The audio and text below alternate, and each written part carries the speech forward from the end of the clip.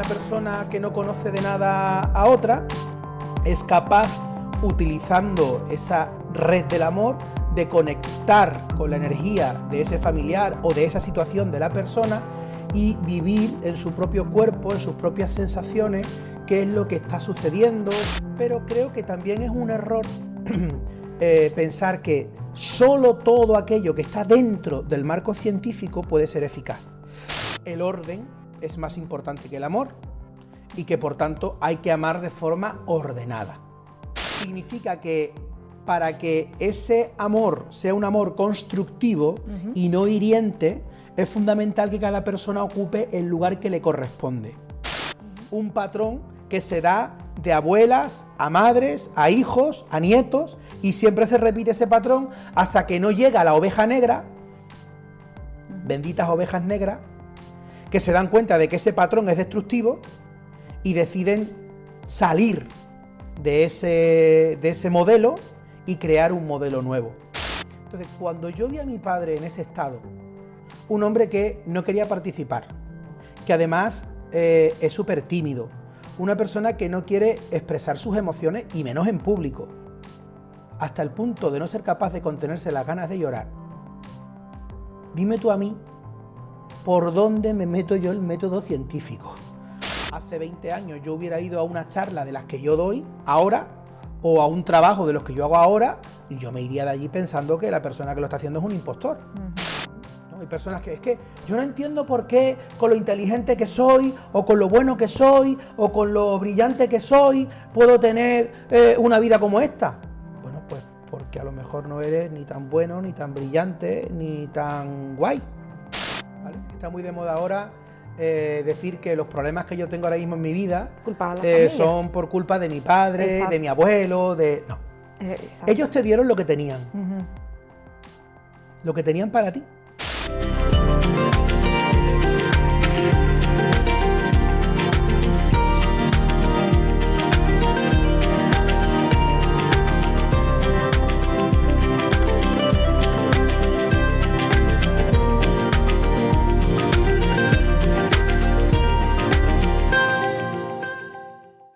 Bienvenidos a todos, estamos aquí en el espacio de Esteban y vamos a hablar hoy de un tema que puede ser conocido por muchos o no, y es el tema de las constelaciones familiares. Para ello vamos a empezar a poneros un poquito en contexto, así que bienvenidos al espacio y vamos con las preguntas. Esteban. Hola, Azucena.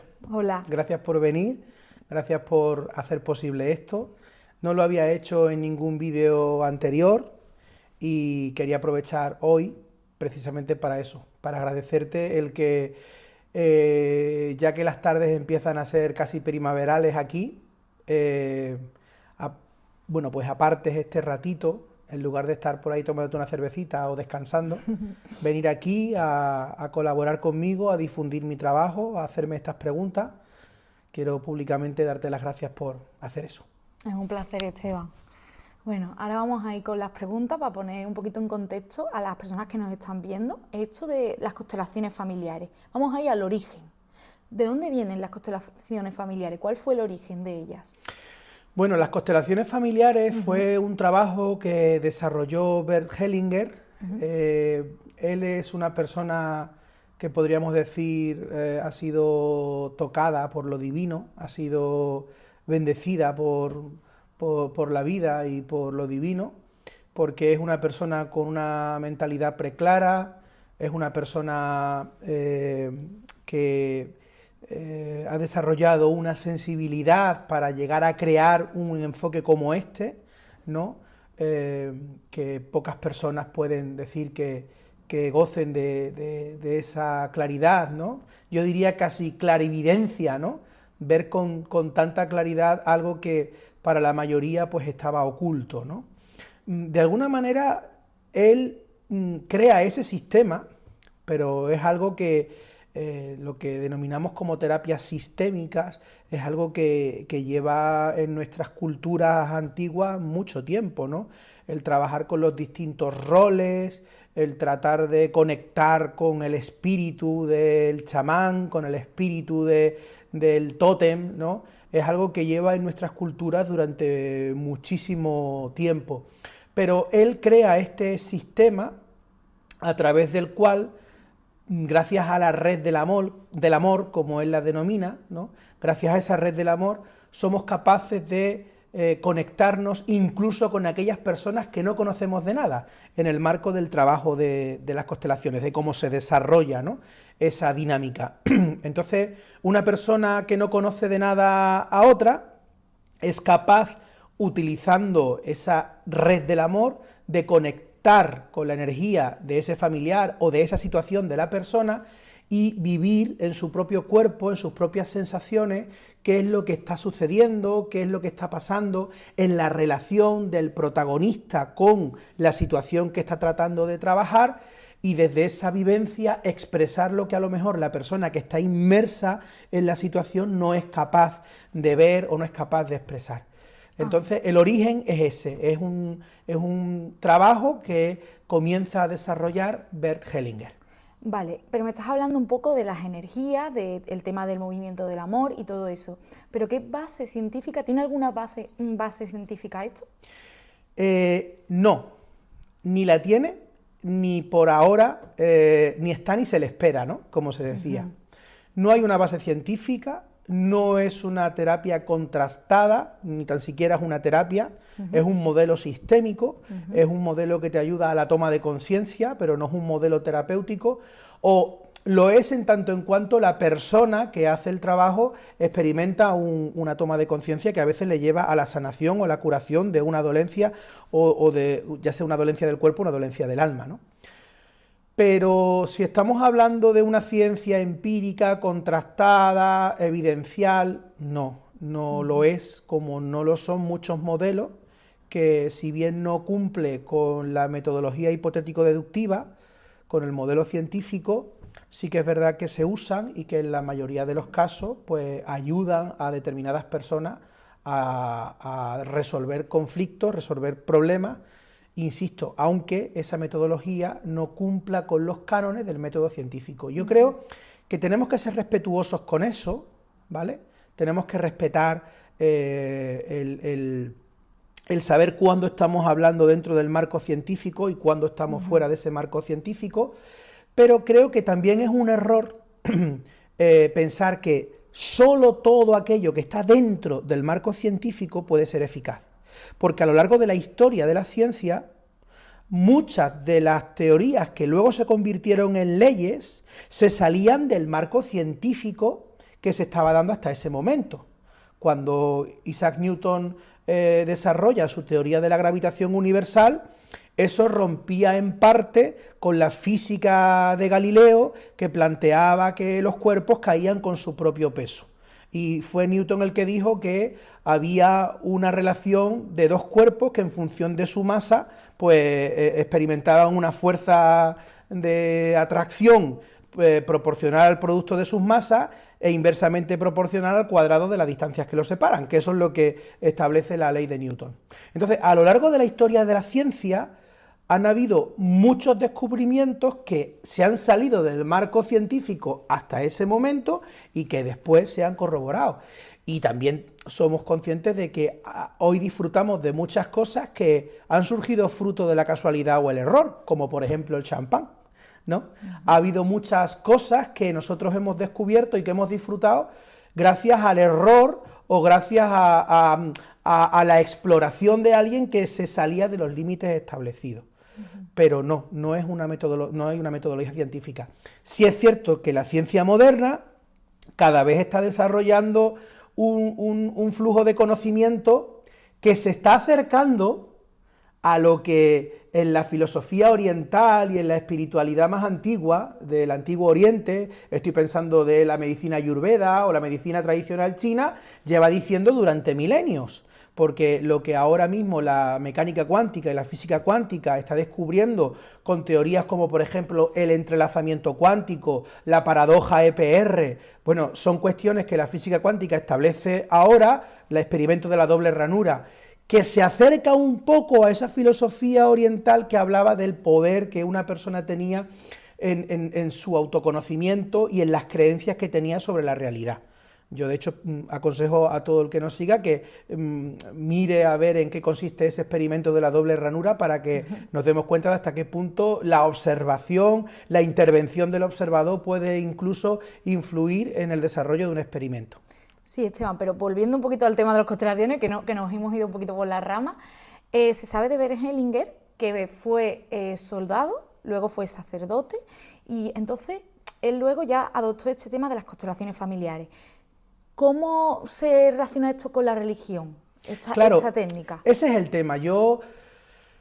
Me pones ahora mismo en una situación muy comprometida, porque es verdad que a lo mejor en mis talleres, yo llevo 12 años trabajando con este enfoque, no tengo tanto complejo, pero como no sé cuál es la difusión o cuál es la trayectoria que puede tener este vídeo, para nada yo me siento a la altura de una persona como Bert Hellinger como para criticar su trabajo o a su persona. Pero sí que es verdad que la experiencia vital de este gran personaje de la historia, por lo que ha aportado, de alguna manera condiciona ese enfoque.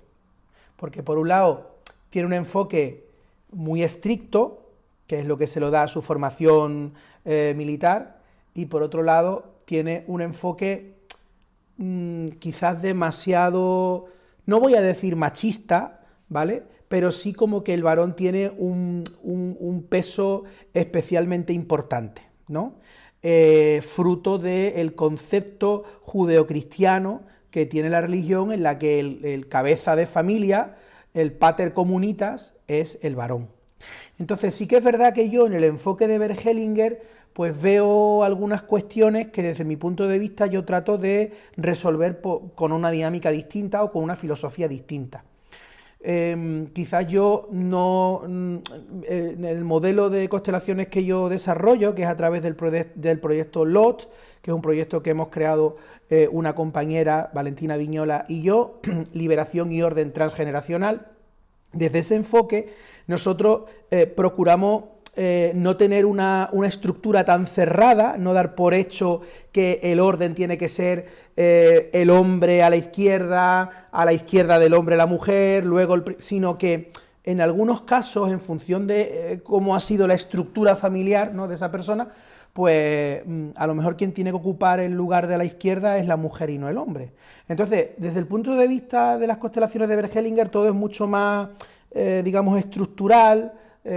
Todo tiene como un simbolismo directo, ¿no? Si una persona se coloca en este lugar significa esto, y desde el modelo que yo desarrollo es un poco más instintivo, o intuitivo, mejor dicho, ¿no? Entonces, ¿tú has adaptado tu modelo? Efectivamente, en función de lo que se está dando, ¿no?, en ese proceso de la constelación, que si luego quieres podemos hablar un poco cómo se desarrolla, sí, ¿no?, el modelo, pues ahí el terapeuta tiene que abrir un poco el corazón a esa información que está recibiendo y convertirla en estímulo, ¿no?, en acompañamiento, pero absolutamente improvisado, dejar un poco el corazón abierto a lo que está sucediendo y que desde ahí hagas las preguntas que surgen, hagas el movimiento que va surgiendo para que se desarrolle de una forma más respetuosa al fenómeno en sí, ¿no?, el modelo de la constelación de la persona que está trabajándolo.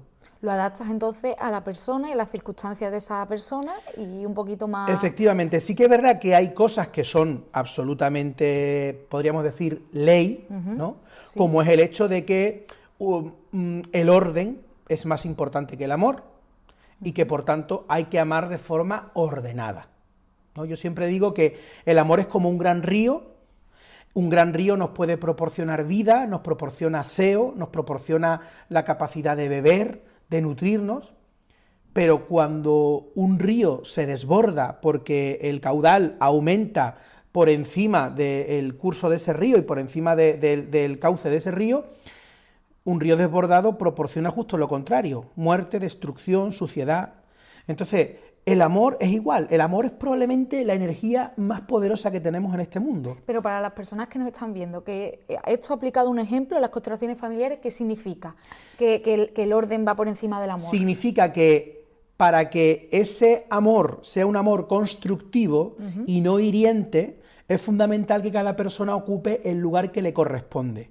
Que no tengamos las típicas situaciones de el hermano mayor que ocupa el lugar del hermano menor, el hermano menor que por tanto se hace cargo del lugar del hermano mayor, la madre que quiere a su hijo más como a una pareja que como a un hijo, ¿no? Entonces, ese tipo de situaciones, las personas que van por la vida haciéndose cargo de todo el mundo como si fueran grandes padres o grandes madres de la vida, esa manera de amar es una forma destructiva de amar. Destruye a la persona que ama de esa manera y destruye también a los objetos amados por esa persona. Al objeto me refiero a la persona que recibe ese modelo de amor, ¿no?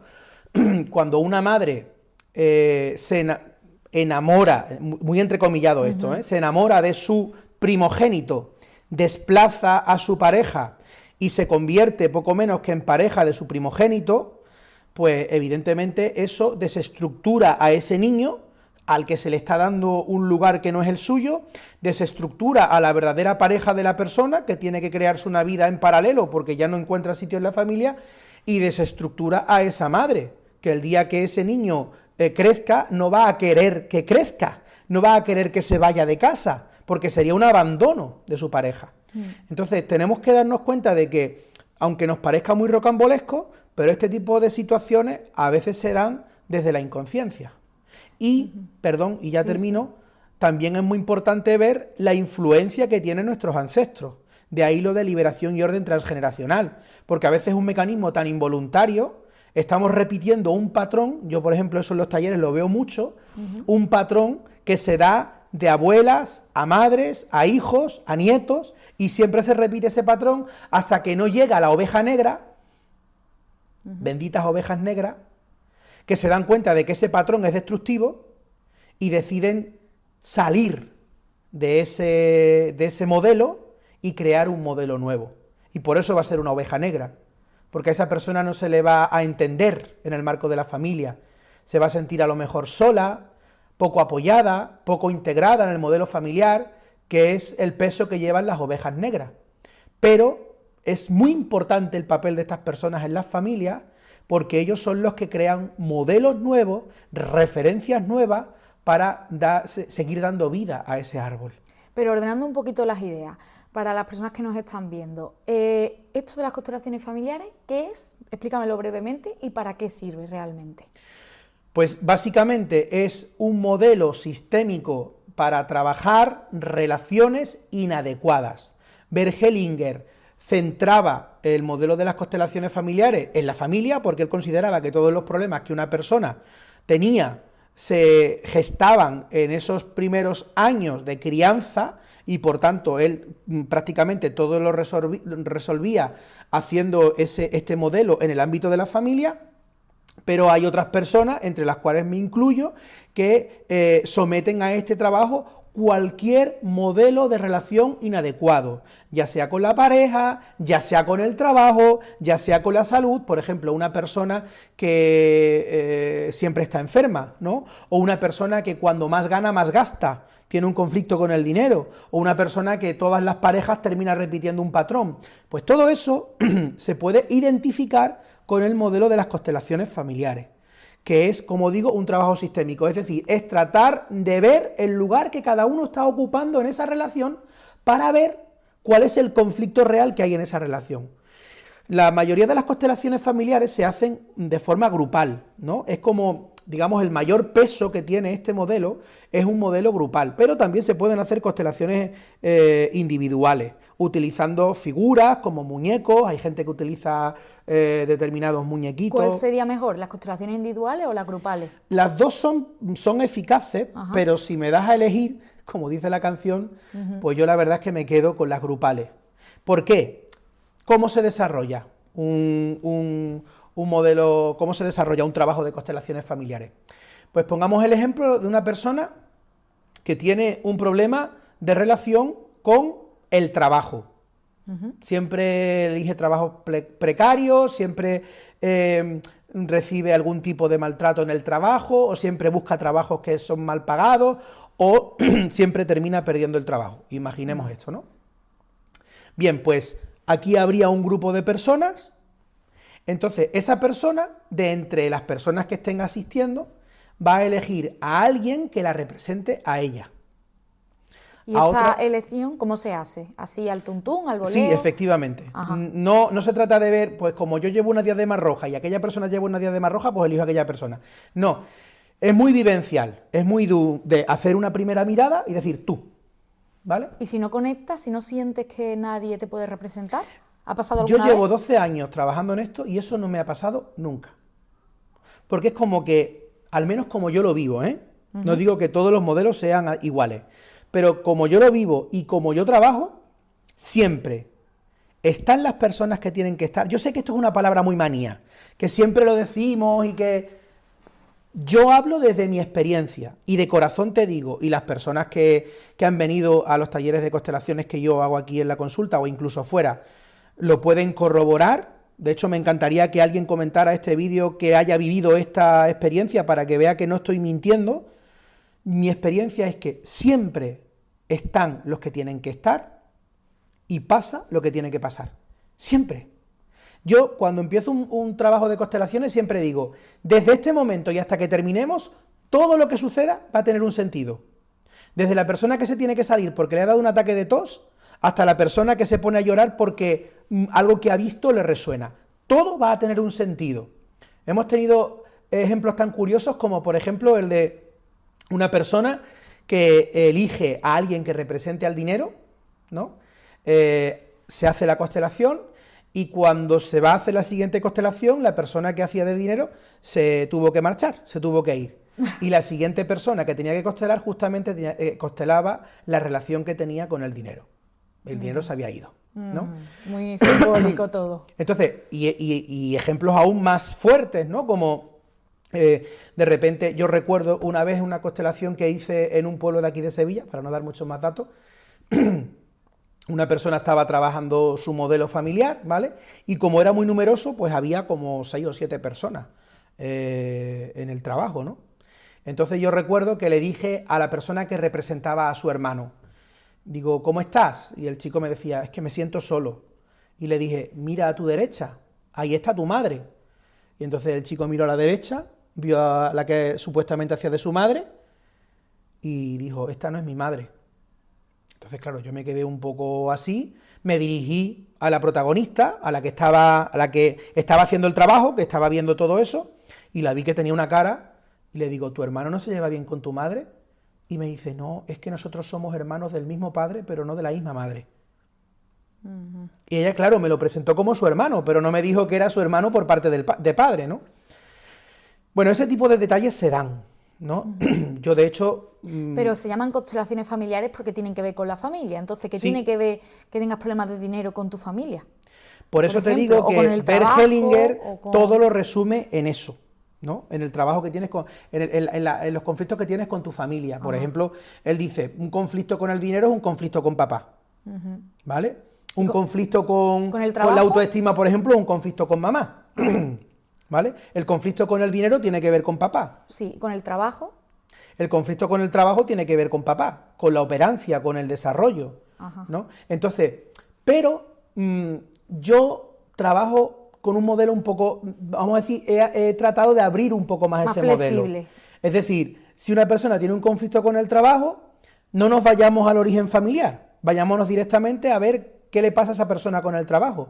Y a lo mejor en ese ámbito, en ese trabajo, pues a lo mejor tenemos que sacar a la figura de papá, porque la escena lo requiere, pero no dar ya por hecho que tenemos que irnos a trabajar el modelo de la familia, que insisto, lo respeto, ¿eh? Y hay muchas personas que piensan que todo se genera ahí y que por tanto siempre hay que trabajar con la familia. Pero bueno, mi modelo a mí me funciona, me va bien y no me centro únicamente en el trabajo con mamá, papá y tal, ¿no? Entonces, bueno, estaba explicando un poco cómo se desarrolla eso, estábamos con la persona que tiene un problema con el trabajo. Sí. Entonces, esa persona va a elegir a alguien que represente a sí mismo, alguien que represente al trabajo. Una persona física representa un Efectivamente. hecho. Vale. Entonces, esa persona cuando coloca, o bien las coloca ella, sí, o bien se colocan ellos solos.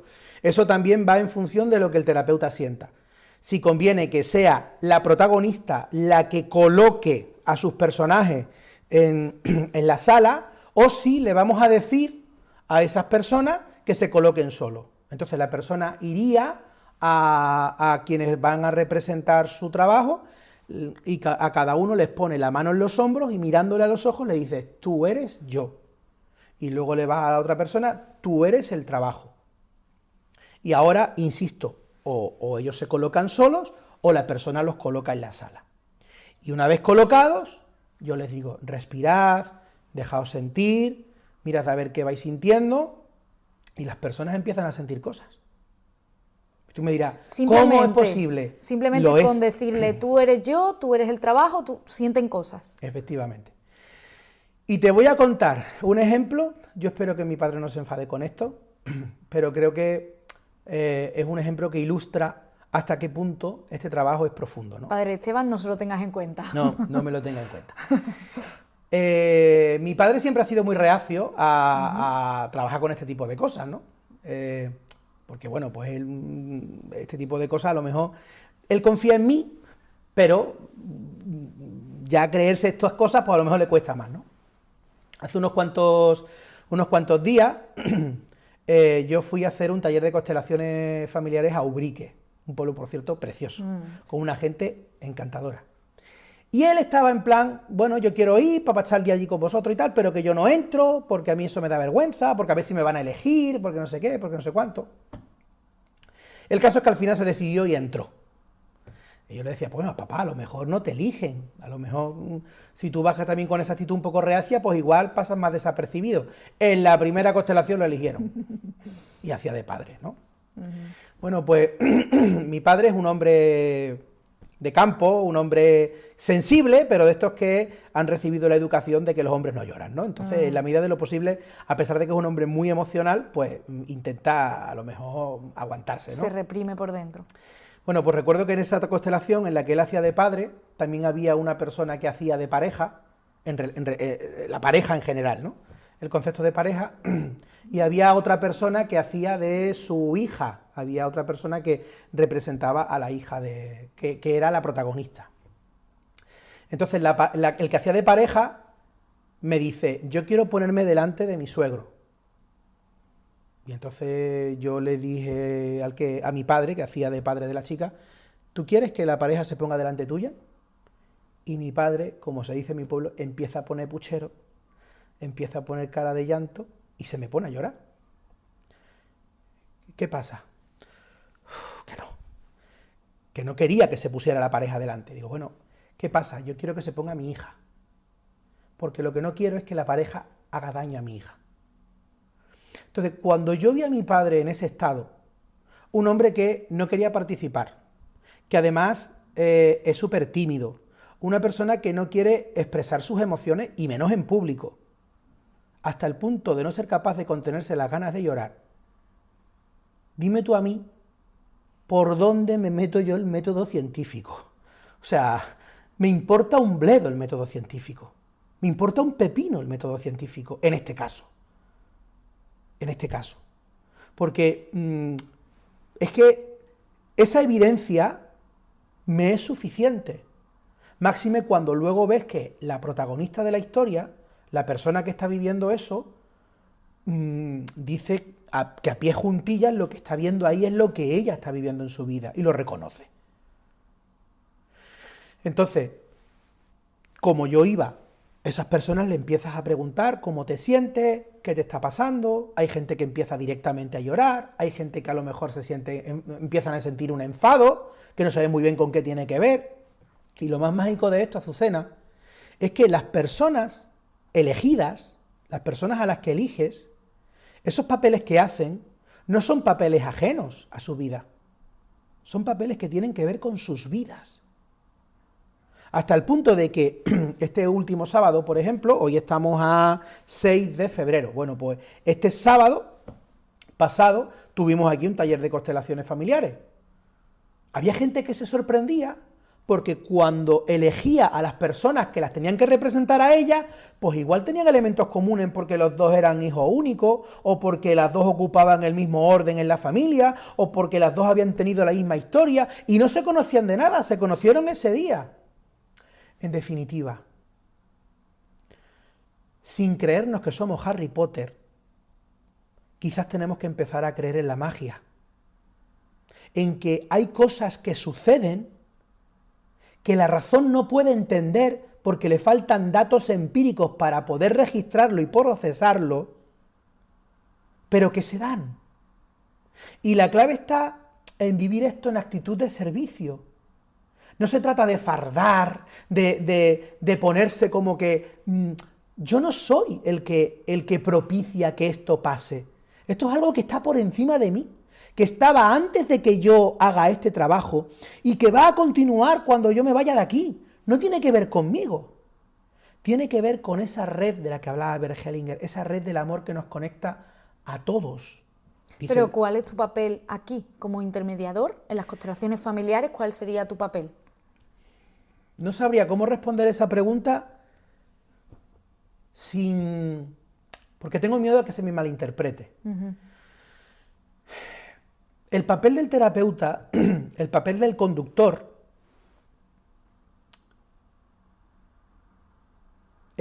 es un papel de canal.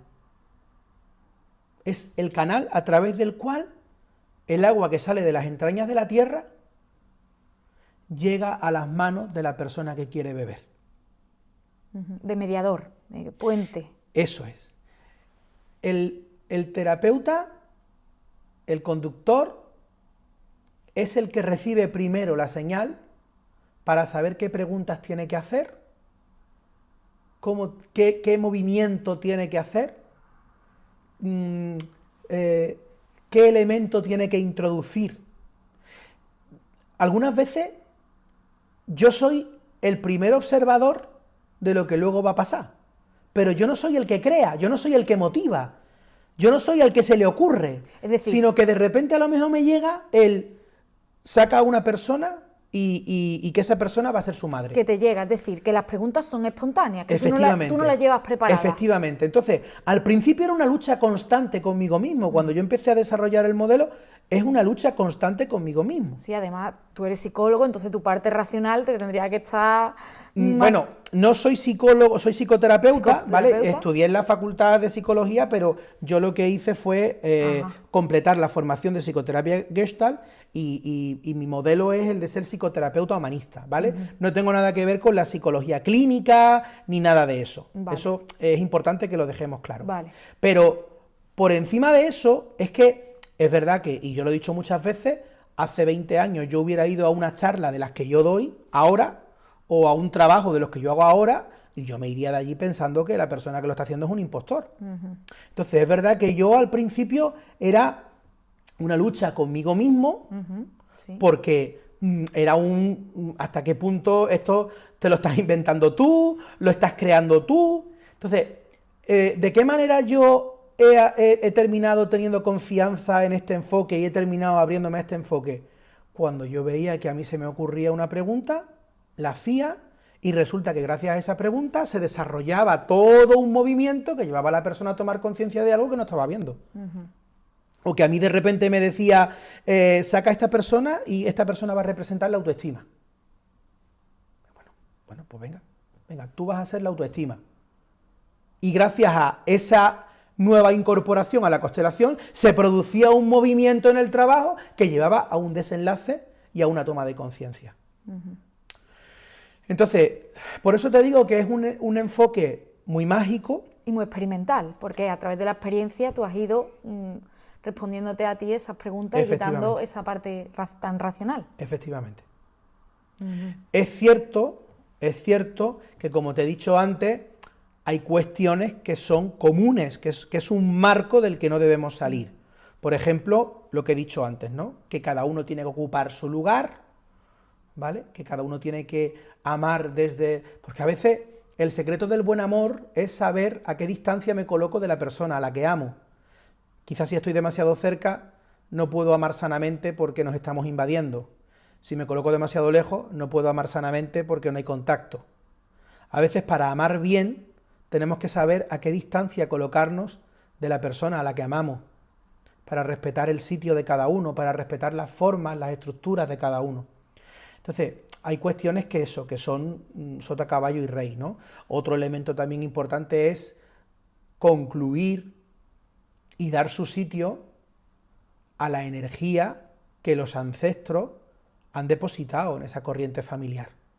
Porque nosotros no ponemos en duda en ningún momento que el color de tus ojos se los debe a lo mejor a una persona que ni tan siquiera conoces, porque es un gen que traes de tu tatarabuela, que luego lo ha compartido tu abuela, luego se ha ido a tu abuelo y de ahí a tu padre y tal. Entonces, evidentemente, de la misma manera que nosotros compartimos ese material genético y lo heredamos de nuestros ancestros, también somos capaces de heredar patrones. Nosotros no venimos como una pizarra en blanco, como decía Aristóteles, tan tabula rasa. No somos del todo una pizarra en blanco. Venimos con una serie de introyectos que luego vamos desarrollando y que encima son introyectos que no es que nosotros se gesten en el vientre de nuestra madre, que también hay impresiones que nosotros tomamos del vientre de nuestra madre, sino que en el modo en el que nos educan, en el modo en el que nos crían, en el modo en el que nos hablan, en el lugar que nos dan, pues evidentemente nosotros recibimos esa transmisión energética, esa transmisión de enfoque, de vida, de lo que... Ten en cuenta una cosa, Azucena, la personalidad es como los dientes. Tenemos los dientes de leche y los dientes adultos, ¿no? Uh-huh. Nosotros, la personalidad, al menos debería ser así, tenemos la personalidad temprana y la personalidad adulta.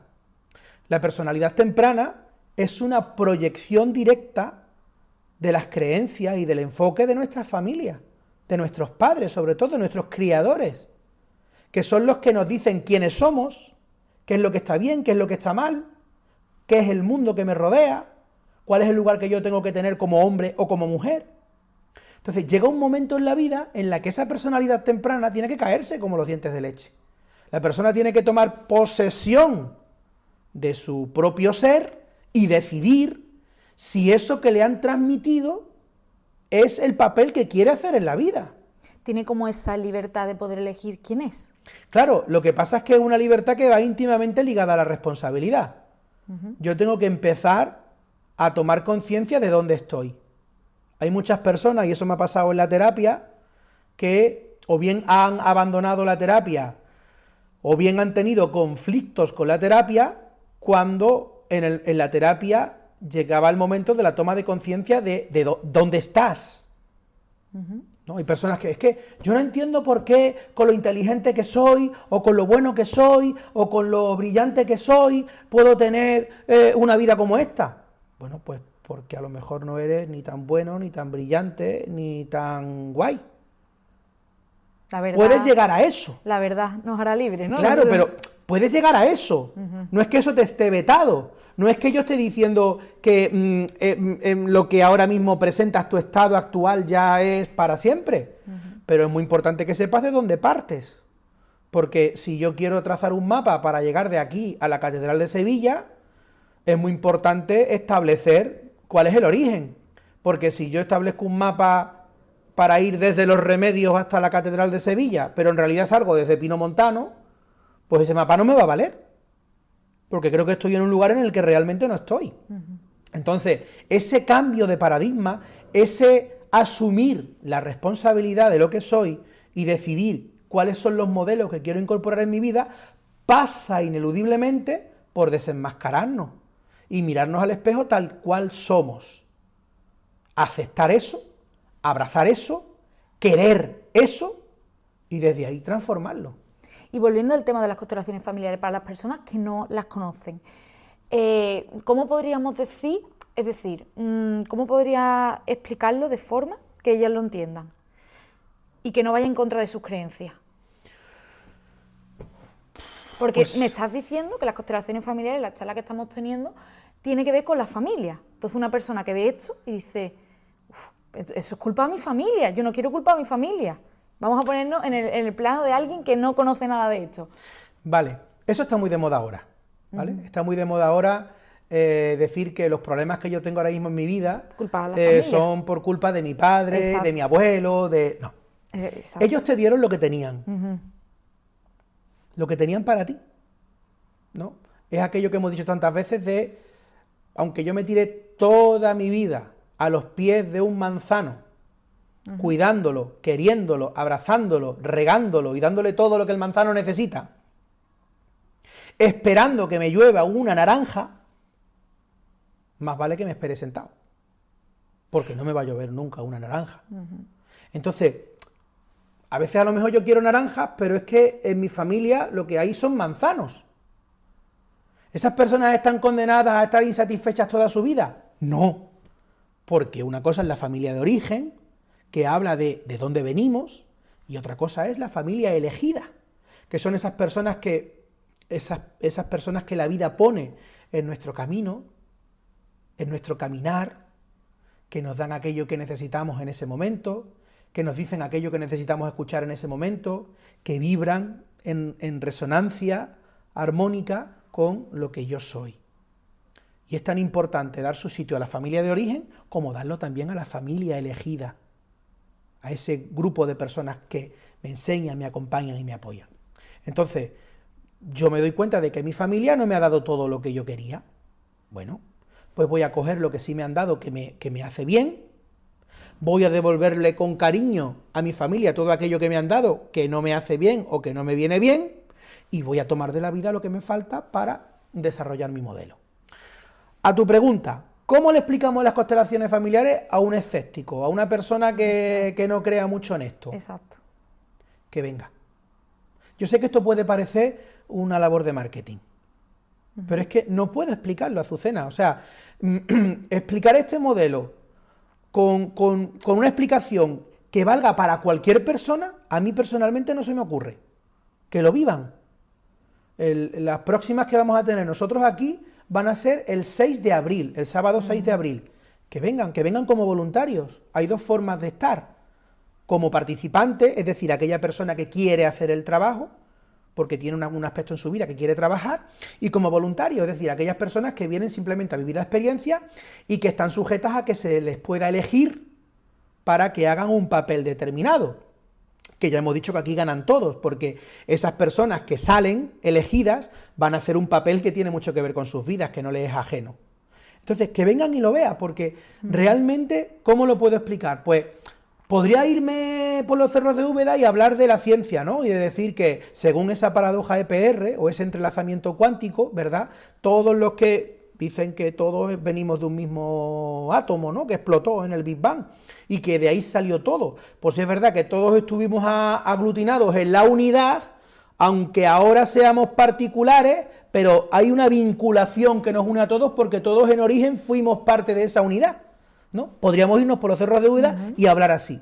O podemos hablar en términos más metafísicos y decir que esa red del amor de la que habla Bert Hellinger nos arropa a todos, nos envuelve a todos, y que cuando actuamos desde ese amor, nosotros cuando hacemos aquí las constelaciones siempre empezamos con una meditación, siempre empiezo diciendo que aunque seamos desconocidos por ahora y en este momento somos familia, somos todo parte de la misma historia. Entonces, colocarte desde esa actitud amorosa y de servicio, pues hace crear la magia.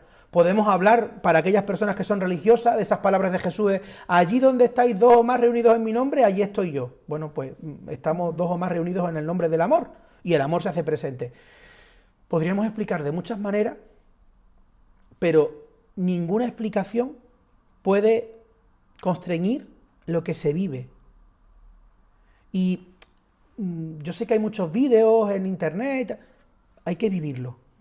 Hay que vivirlo. Yo siempre digo, por lo menos, aunque sea para experimentarlo. ¿No te lo crees? Mejor. Ayer o antes de ayer vi un vídeo de un chico en TikTok que ahora le ha dado por criticar un poco todo, ¿no? Y me parece interesante la mayoría de las cosas que dice, ¿no? Lo que pasa es que ahora tiene una cruzada personal con el PAS, ¿no? La gente PAS, porque él dice que realmente las personas altamente sensibles, no, eso es un modelo que no existe, que eso es un diagnóstico que realmente no existe, y en parte estoy de acuerdo con él, pero si queréis, eso lo hablamos en otro momento. Me lo anoto para otra entrevista. Sí. Pero entonces él, en su argumentación, una de las cosas que dice, si queréis utilizar enfoques que no están demostrados, como las constelaciones familiares o no sé qué, y ya lo mete todo en el saco, sí, ¿no? Lo del trastorno. Porque él dice que él quiere trabajar, siempre está trabajando para intentar que la psicología sea una ciencia. Ajá. Pues otro que se va a tener que esperar sentado. Pues cuando yo estaba en la Facultad de Psicología, nosotros hacíamos manifestaciones en Madrid para que se reconociera a la psicología como una profesión sanitaria.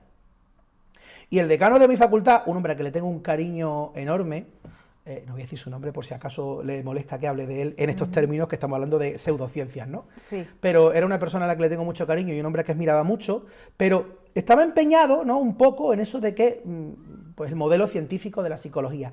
La psicología nunca va a ser una ciencia empírica nunca, va a ser una ciencia en tanto en cuanto es un conjunto ordenado de conocimiento. Y todo conjunto ordenado de conocimiento es una ciencia. Pero una ciencia empírica no lo va a ser nunca, jamás. Entonces, este chico podría abandonar su cruzada, porque no va a ganar, pierde ya antes de empezar la batalla. Porque nadie puede meter en un laboratorio un trastorno delirante crónico o un trastorno obsesivo.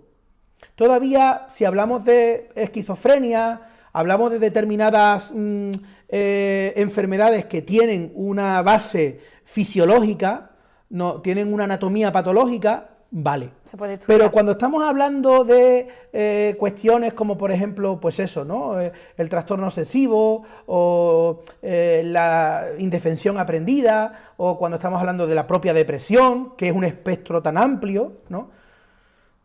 ¿Quién ha cogido a la depresión, la ha metido en el laboratorio para diseccionarla y ver su naturaleza? No, la psicología es la ciencia de la inferencia. Es la ciencia de la inferencia porque tú, en base a la conducta de una persona, empiezas a inferir una etiqueta. Y el DSM, que creo que ya va por el 5, que es el manual de diagnóstico donde se recogen todos los desórdenes y los trastornos, es un manual, es muy empírico, porque como hemos hecho antes, nace de la observancia y del análisis de la conducta. Pero tú no analizas el objeto, la etiqueta real. Tú cuando coges a un resfriado y analizas el resfriado, tú coges la bacteria o el virus que produce esa enfermedad y sabes qué virus es y lo catalogas, pero el trastorno obsesivo es una etiqueta que nace de la observancia de una conducta. Entonces, bueno, por eso digo que cuando se trata de la ciencia de la personalidad, de la teoría de la personalidad, de cuestiones como estas, tenemos que tener el método científico alumbrando nuestros pasos, pero no limitarnos únicamente a lo que ese método científico ha establecido como válido.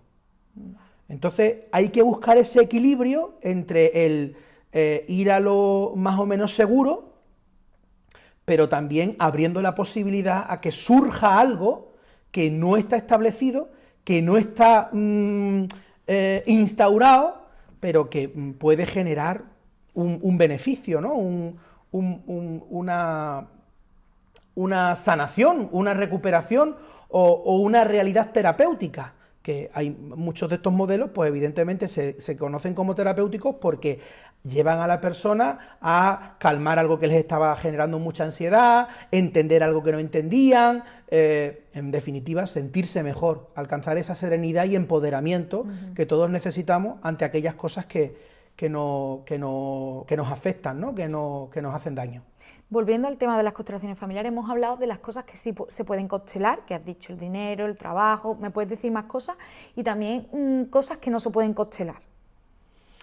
El modelo que yo trabajo, el modelo con el que yo trabajo, que vuelvo a repetir, es del proyecto LOT, Liberación y Orden Transgeneracional, que es basado en el modelo de Bellinger. Pero flexible, efectivamente, adaptado.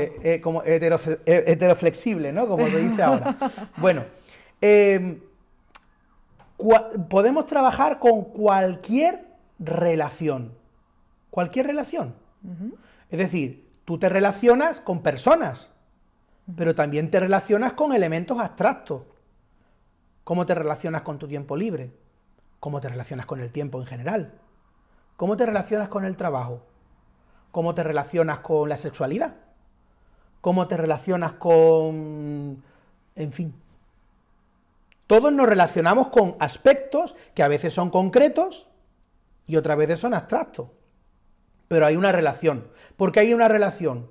Porque yo me coloco de una determinada manera ante esa situación con la que me relaciono. ¿Hasta aquí? Entonces valdría cualquier relación, por ejemplo, la relación con los estudios, por ejemplo, la relación con la espiritualidad. Se me ocurren muchas relaciones a raíz de lo que has dicho. Con cualquier cosa con la que tú te relacionas, se puede trabajar desde mi modelo. Yo no estoy hablando ahora de las constelaciones familiares del Bergelinger, porque a lo mejor un ortodoxo de las constelaciones de Bergelinger me dice, pero ¿qué me estabas contando? Desde mi modelo, ¿vale? Con toda humildad, un modelo que a mí me funciona y que, bueno, es el que utilizo. Entonces, ¿qué es lo que se busca? ¿Cuál es el objetivo?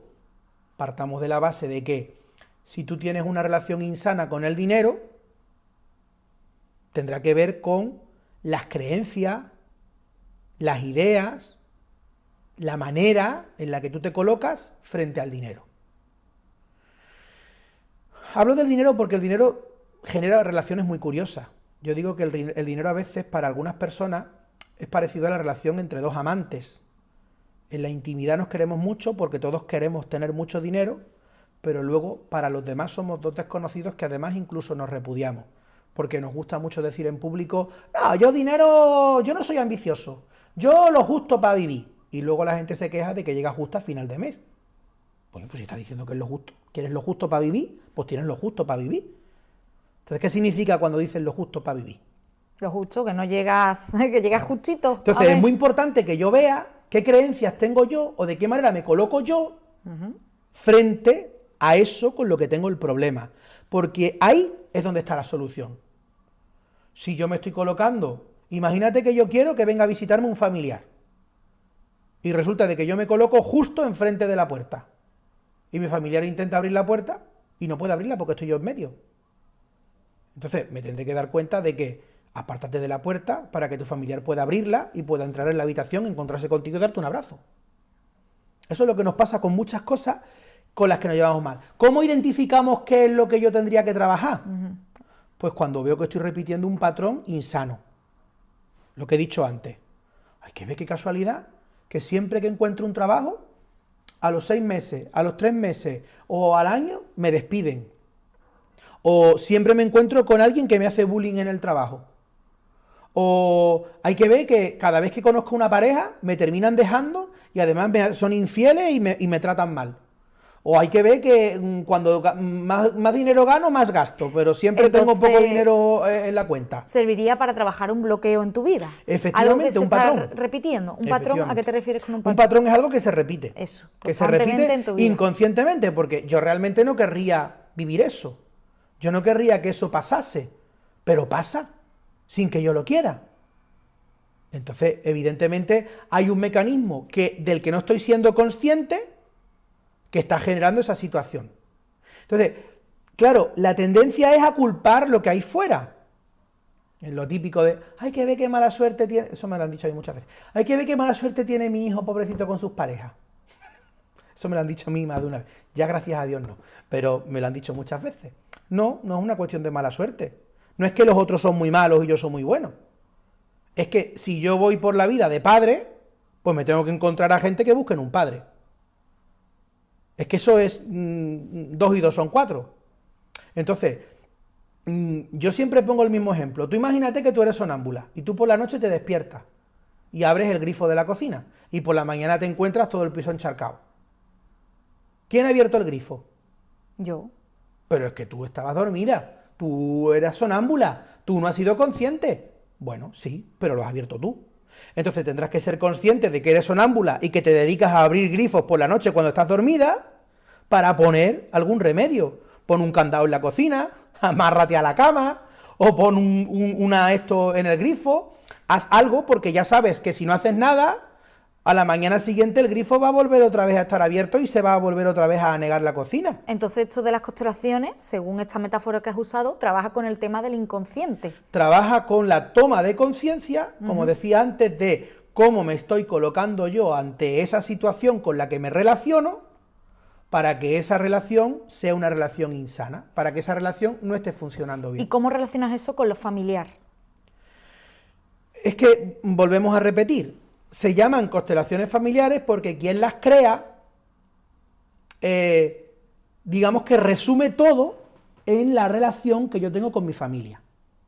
Entonces, él considera que como nosotros los primeros modelos, la personalidad temprana de la que hablábamos antes, como nosotros los primeros modelos los conocemos en el seno de nuestra familia, pues trabajando con nuestra familia vamos a sonar cualquier modelo que yo tenga en mi vida. Pero ponme un ejemplo, sin decir nombre ni nada, de un caso que relacione ya sea el trabajo, el dinero, el ocio y a través de con la familia. El ejemplo más claro es el de las parejas. El de las parejas, vale. ¿Vale? Una persona que, Sí. una chica en concreto, que siempre tenía situaciones muy complicadas con su pareja. Y cada vez que conocía a una persona, pues que le trataban mal, ¿no? Entonces, claro, desde las constelaciones familiares de Bert Hellinger, y más allá del enfoque de Bert Hellinger, sabemos que en gran medida muchas de las personas que tienen problemas con sus parejas pueden tener que ver con un problema que yo he tenido con el modelo de persona en el que yo me fijo y que me ha criado. En el caso de, en este caso en concreto, era una chica, tenía problemas con sus parejas hombres, pues claro, la relación que estaba desequilibrada era la relación que ella tenía con su papá. Entonces, cuando tú trabajas con tu papá y te das cuenta de que tú, por lealtad, aunque la razón te diga lo contrario, tratas de seguir los pasos de tu papá, tratas de seguir sus huellas, tratas de hacer lo que él te ha marcado, lo que él te ha dicho, has encumbrado a tu papá de tal forma que consideras que él es el que ha puesto el sol y la luna en las estrellas, es el caso del ejemplo del que me estoy acordando ahora mismo, pues claro, tú quieres buscar a una pareja que sea igual que tu papá. Entonces, claro, si tu papá era una persona con carácter, era una persona que controlaba las cosas, era una persona que te generaba mucha protección y que te generaba mucha seguridad, esa energía en un padre está bien, pero en una pareja, ¿qué es lo que consigues? Pues que encuentres a personas que sean controladoras, que pretendan siempre protegerte porque te ven más débil, que traten de, bueno, pues eso, relacionarse contigo, no viéndote como una igual. Entonces, cuando tú trabajas ese modelo con tu papá y aceptas y recoges con cariño todo lo que tu papá te ha dado, pero le dices, ahora para honrarte voy a tomar mi vida con determinación, con libertad, asumiendo mis propios errores y fuera de tu sombra, es decir, permitiéndome equivocarme y permitiéndome andar con mis propios pasos, ahí se establece un movimiento energético y una toma de conciencia que me lleva a que a lo mejor la siguiente persona de la que me enamore ya se salga de ese patrón. ¿Me explico? Entonces, por eso hay cuestiones que efectivamente se ven muy claras en el ámbito de la familia. Cuando tienes un problema con la pareja, cuando tienes un problema con el dinero, eso está muy vinculado con el tema de la familia, ¿no? Con los modelos que tu familia te han transmitido. O la autoestima. Hay muchas personas que no se quieren a sí mismas o que se minusvaloran porque a lo mejor en su crianza han tenido unos padres muy severos, unos padres muy tal, que, bueno, pues a lo mejor no han estimulado precisamente en la persona el valor, el cariño, seas como seas te queremos, si llegas a la última en la carrera aún así te vamos a abrazar porque qué bien que has participado. Entonces, si te falta ese cariño de pequeño, pues tú a lo mejor creces pensando que eres malo, que no eres suficiente, que Y ahora es que la culpa la tienen mis padres. No, tus padres te dieron lo que a ellos le dieron y lo que ellos tenían. Ahora, si tú ves que esa manera de relacionarte contigo mismo no es la adecuada, porque tienes que tener en cuenta de que si tu padre ha sido muy exigente contigo, es porque casi con toda seguridad ha sido muy exigente consigo mismo. Si tú no quieres hablar ese idioma, Aprende un idioma distinto, que en la vida hay muchos idiomas. Busca otra referencia. O ven a terapia, que para eso estamos los psicoterapeutas, para ayudarte a tener modelos más saludables en tu vida. Vale, hemos hablado de los beneficios, también hemos hablado de las cosas que se pueden hablar, que se pueden trabajar en las constelaciones familiares, pero ¿qué no se puede trabajar en las constelaciones familiares?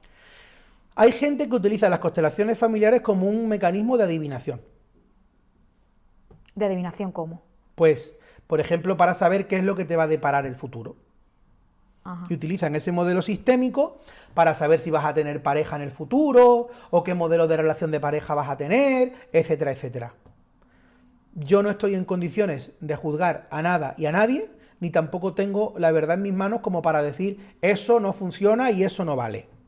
Lo que sí digo es que eso no resuena conmigo y me parece altamente peligroso.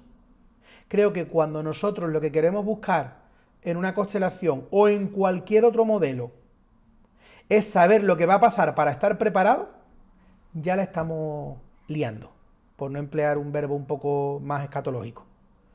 Porque precisamente la vida yo la veo como un cuento de hadas, el típico cuento de hadas, ¿no? En la que, perdonadme el ejemplo, yo sé que es muy manido y muy machista, pero para que nos entendamos, porque si no nos vamos a liar. El típico cuento del príncipe que sale del castillo y que tiene que salvar a la princesa del dragón, ¿vale? Venga, vamos a hacerlo guay, vamos a ponernos modernos. Vamos a imaginar que es la princesa la que va a salvar al príncipe del dragón, ¿vale? Bueno, ¿qué es lo que suele pasar en los cuentos? Que la princesa, cuando sale del castillo, se pierde en el bosque. Y gracias a que se pierde en el bosque, encuentra a un elfo que le dice dónde hay una espada especial para atravesar la piel del dragón. Y entonces, cuando va por esa espada, resulta de que le secuestran unos garduños. Y esos garduños resulta de que, al liberarse de ellos, con las piedras que tenían en esa cantera, coge un escudo especial para el fuego del dragón. Y ahora va y recoge la espada. Fruto de esos infortunios, de esas cosas que no se esperaban en la historia, las personas cogen las herramientas necesarias para ir a por el dragón, vencerlo, rescatar al príncipe y comer perdices. ¿Te imaginas un cuento que en la primera página ya la princesa sale del castillo y ya se enfrenta? Vaya aburrimiento, ¿no? Pues eso es nuestra vida. Entonces, tenemos que perdernos, tenemos que caernos, tenemos que equivocarnos, porque de esos errores, de esas caídas, de esas pérdidas, encontramos las herramientas para seguir creciendo, para desarrollar la misión a la que hemos venido, para seguir en ese constante flujo evolutivo. Es necesario perderse, es necesario a veces decir, ¿dónde estoy? Entonces, cuando constantemente recurrimos a esos modelos predictivos de a ver qué va a pasar para estar preparado, ya la estoy liando. Entonces, una forma de frenar el crecimiento. Para la pregunta que me has hecho, se me ocurre, pues no deberíamos constelar, desde mi punto de vista, el ¿qué me va a deparar el futuro? ¿Qué me va a pasar? ¿Cómo van a ser mis parejas? ¿Puedes constelar para ayudar a otra persona? ¿Eso es algo que se puede constelar o no? ¿En qué sentido? Constelar por alguien que no quiere constelar. No. Vale, pues hay un límite ya, donde no podemos interceder. ¿Por qué? Efectivamente. Por ejemplo, se me ocurre esto que me estás diciendo, la típica madre que a lo mejor quiere constelar a su hijo para saber qué le está pasando. No. Claro. ¿Pero por qué?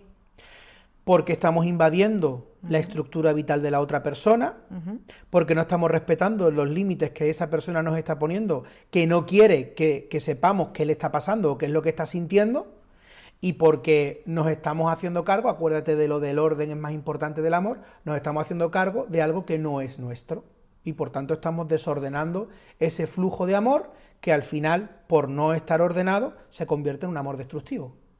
Es aquello de no me quieras tanto y quiéreme mejor. Y entonces, cuando tú ya has trabajado ciertas cosas con las constelaciones, ya no se puede ir a más, ¿no? Si, por ejemplo, tú has trabajado la relación de pareja, las constelaciones solo sirven para los bloqueos, no sirve para potenciar algo en tu vida, ¿no? Hombre, claro, es muy positivo cada cierto tiempo hacer una constelación para poner el termómetro a esa situación, para ver cómo estás con eso. si estás ocupando el mismo lugar o no, ¿no?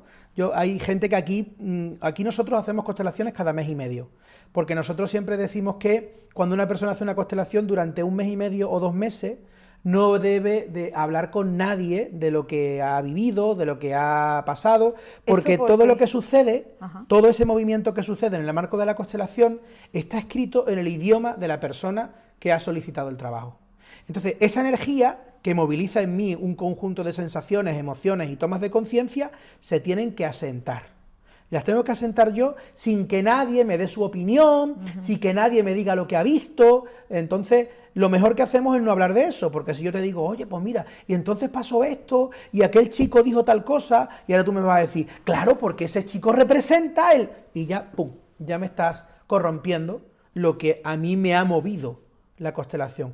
Entonces, como cada trabajo está escrito en el lenguaje exacto de la persona que ha pedido el trabajo, durante un mes y medio o 2 meses, la persona no tiene que hablar de eso. Lo que tiene que hacer es sostenerlo, digerirlo, acomodarlo, integrarlo.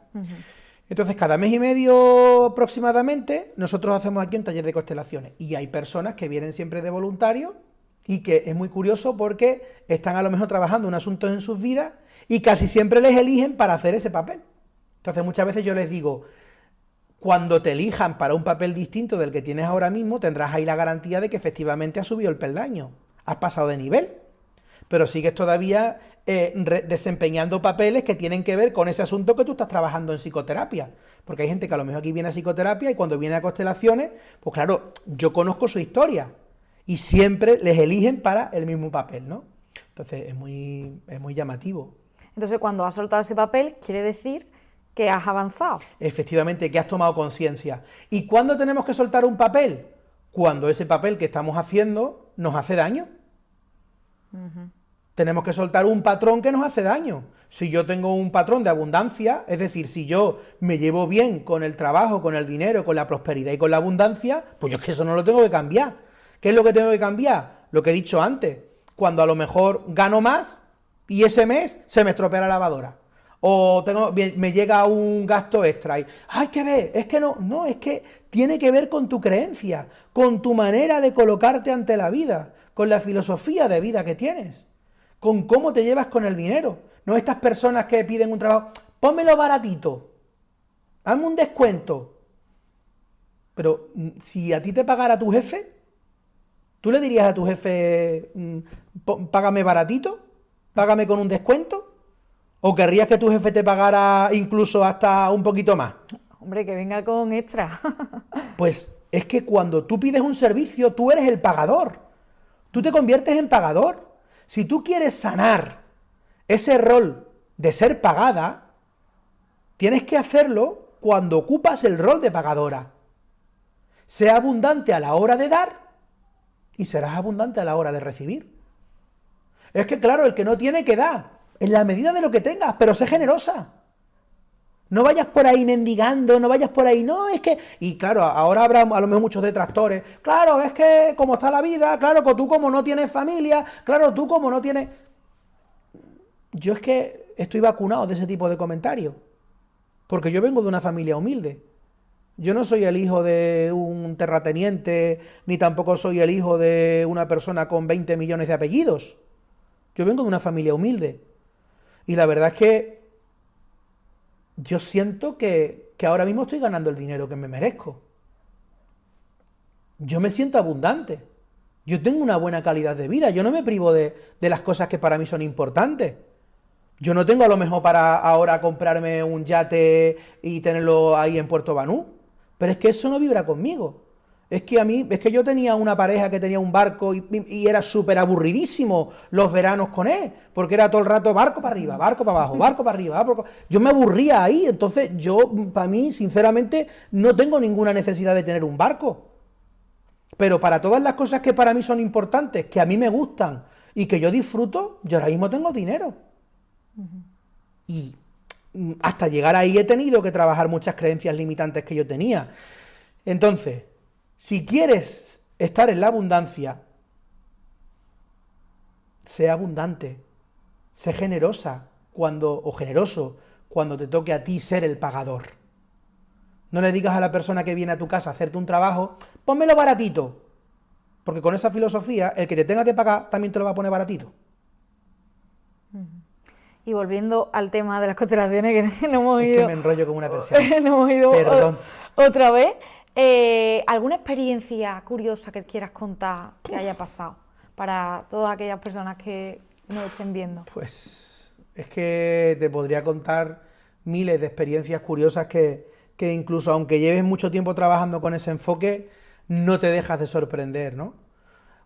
Una de las experiencias que recuerdo como más impactantes fue en una ocasión vinieron dos hermanas a constelar y claro, por la situación en concreto, yo les aconsejé que la una no estuviese en la constelación de la otra. Entonces, cuando estuvo constelando una, la otra estaba fuera, y cuando terminó la constelación de esa persona, la otra entró y la que estaba aquí salió fuera. Bueno, pues las dos eligieron a las mismas personas para hacer los mismos papeles. Es decir, tú imagínate que yo soy el que estoy haciendo la constelación y ahora elijo, tú eres mi padre, tú eres mi madre, tú eres mi hermana, tú eres mi otra hermana y tú eres mi hermano. Bueno, pues luego yo me voy y la persona que vino después eligió a la misma persona para que hiciera de padre, eligió a la misma persona para que hiciera de madre, la que cambiaba era la que hacía de cada una de ellas, que esa sí que cambió, pero todos los demás eligió a las mismas personas. Es que eso te impacta. Es que, hablando de ciencia, ¿cuál es la probabilidad que eso pase? Si aquí había, ponte que en una constelación, la última vez que vinieron aquí, vinieron como, éramos en total unas 22 personas, ¿vale? Pues si aquí había 22, 25 personas, la probabilidad de que una persona elija a las mismas para hacer de padre, de madre... Entonces, ¿cómo explicas eso? ¿No? O recuerdo el caso de una persona que fue también, eligió a otra persona para que hiciera de su madre, y cuando se colocan, ¿no?, la persona que hace de su madre cierra los ojos. Y entonces yo le digo, ¿por qué cierras los ojos? Y dice, es que no puedo ver. Y claro, la persona que estaba aquí se pone a llorar.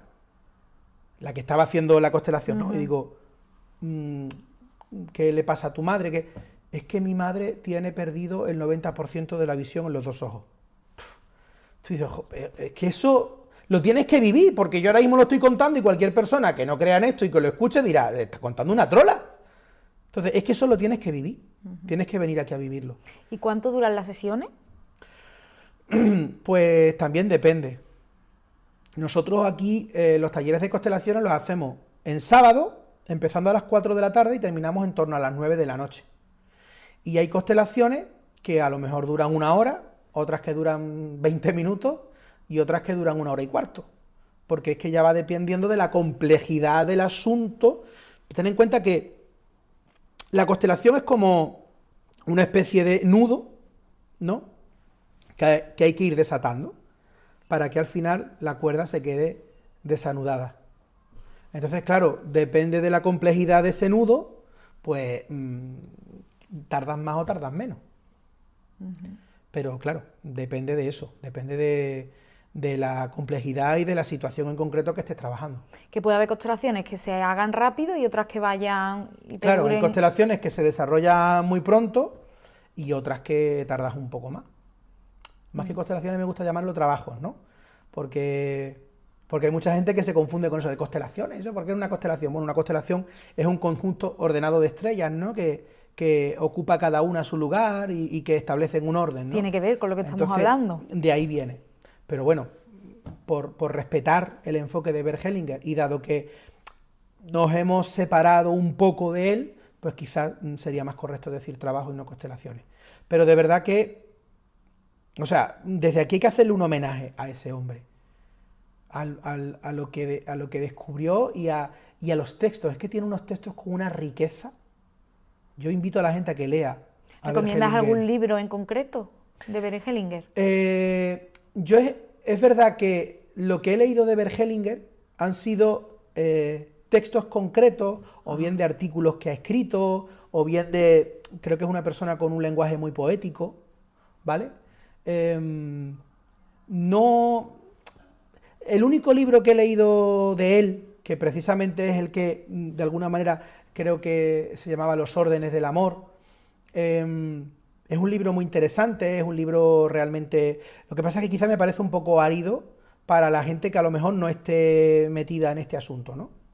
Pero hay artículos, hay textos breves de Bert Hellinger, hablando, por ejemplo, de la transmisión de conocimientos, ¿no? Del amor que se transmite de generación en generación, que son verdaderas joyas, es poesía pura. Pero bueno, si me dices que te recomiende alguno, Los órdenes del amor. Ese lo ha escrito Bert Hellinger y vale, pues ya tenemos un libro recomendado. Pues yo creo que ya tenemos todas las preguntas, Esteban. Pues muy bien. Si nos quieres contar algo más, ¿cuántas personas se necesitan para constelar? Depende, si tú quieres, imagínate que tienes una familia numerosa y quieres constelar la situación de tu familia, pues necesitas a tantas personas como integrantes tengas en la familia. Si quieres constelar algo, una relación directa, hombre, siempre conviene, si lo vas a hacer en grupo, pues que haya un grupo amplio, porque a lo mejor tú quieres constelar el trabajo, pero resulta que el trabajo requiere que saques a tu papá, o que saques a tu corazón y a tu autoestima. Entonces siempre conviene que haya de sobra. Y si son individuales, ya te digo, hay gente que trabaja con muñequitos, hay gente que trabaja con figuras, a mí me gusta trabajar con papeles, ¿no? Tú, pues si imagínate que tengo que trabajar la relación con mi familia directa, ¿no? Pues hay un papel que hace de mi padre, un papel que hace de mi madre, un papel que hace de mi hermana y otro papel que hace de mí. Y yo ahora voy a colocar esos papeles, los voy a disponer en el suelo, ¿no? Voy a ver cómo los coloco y ahora yo me voy a ir subiendo en cada uno de esos papeles y me voy a ir dejando sentir. Y veo cuál es el enfoque, cuál es la perspectiva que tiene cada una de esas personas. Pero eso, las constelaciones individuales. Individuales. Con los papeles. Vale. Pero hay gente que utiliza, por ejemplo, es que no sé si conviene decir, bueno, de la marca, porque tampoco mi canal es un canal, ¿no? Utilizan los Playmobil. Bueno, unos muñecos, sí. Para... Muñeco. Claro, pero como esos en concreto que hemos dicho, hay tantos tipos y están tan caracterizados, ¿no? Pues claro, resulta muy interesante porque a lo mejor tú para tu madre eliges, ¿qué te digo yo? El que representa a una bruja. Y a lo mejor para tu padre eliges el que representa a un pastor, ¿no? Entonces juegas con eso, ¿no? Con la caracterización, con el rol del personaje, que también pues resulta muy interesante. Y una vez desempeñado el papel, porque tú aquí le dices, o sea, la persona le dice, eres mi madre, eres mi padre, cuando sale de aquí, de constelar, ¿cómo rompe eso?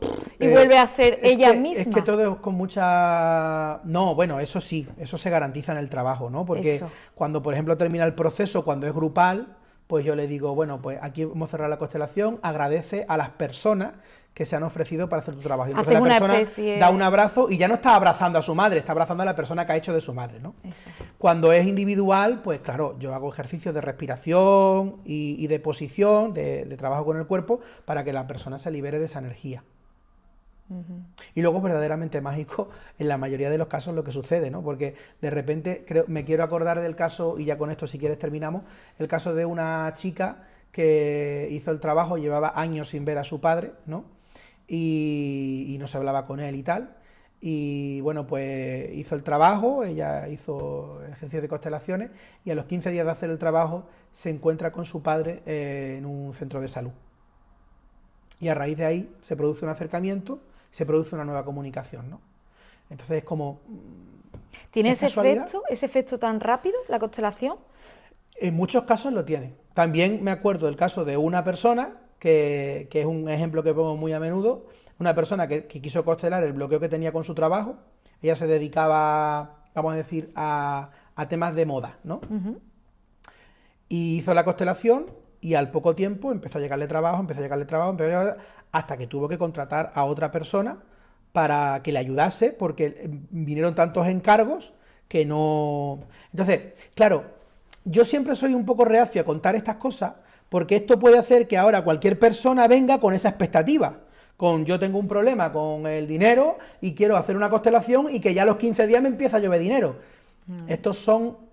Yo suelo decir que esto pasa cuando la manzana ya está madura y está a punto de caerse, y entonces la constelación es el zarandeo del árbol para que la manzana se caiga. Pero en muchos casos, yo diría que incluso en la mayoría, la situación no aparece tan así, sino que esa toma de conciencia, lo que sí es verdad es que la persona pues siente como una mayor paz, una mayor armonía con esa situación que ha trabajado, y eso lleva a un modelo de relación mejor, con todo lo que eso conlleva. Depende entonces del estado de evolución que esté la persona con ese trabajo que está en concreto trabajando. Efectivamente. O sea, que puede ir más rápido en función de eso. Efectivamente. Vale, pues ya con esto acabamos, Esteban. Pues muchísimas gracias, Azucena. Un placer. Y gracias también a la gente que ha querido quedarse hasta el final de esta entrevista. Muchas gracias. A ti, un placer.